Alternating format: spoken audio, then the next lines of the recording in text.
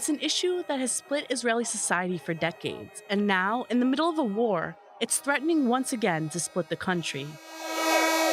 As anti government rallies in Jerusalem entered their second day, protesters gathered outside the residence of the leader of the ultra Orthodox Shas party, Haredi, demanding an end to exemptions granted to ultra Orthodox or Haredi Jews.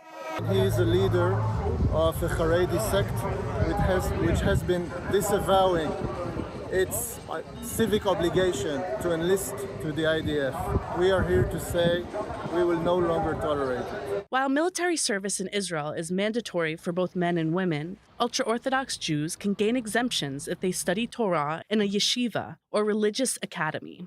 Demonstrators are now demanding a more equal share in the burden of army service, while representatives of the Haredi community point out that Arab Israelis are also exempt from conscription.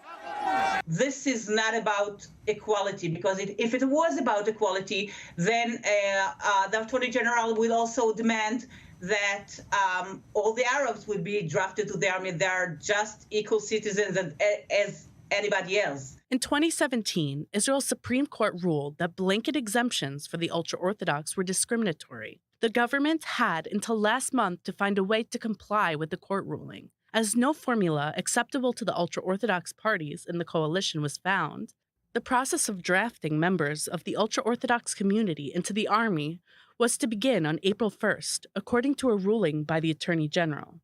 In a letter published in Hebrew-language media, the Attorney General warned the Defense Ministry and Education Ministry against continued funding of yeshivas that harbor students evading army service, against a court order earlier last week. The decades-old controversy over the Haredi draft has become especially sensitive as Israel's armed forces continue to wage a nearly 6-month war against the Hamas terror group in Gaza. At the same time, the Bank of Israel is warning of damage to the country's economy if more ultra-Orthodox Jewish men do not join the military.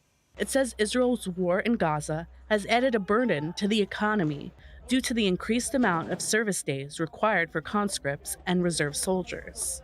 Israel's Prime Minister Benjamin Netanyahu remains hopeful for a resolution between the government and the ultra-Orthodox community. The ultra-Orthodox went a long way. They agreed to things that we weren't expecting them to, that they had never agreed to. I think that in good spirit, with a true desire to reach an agreement, instead of political hostilities in the middle of the war, and a step from victory, I think we can solve the problem. While the IDF was expected to begin sending conscription notices to eligible Haredi men on Monday, it remains to be seen in the coming days whether they will indeed join Israel's defense efforts against the threats along its borders.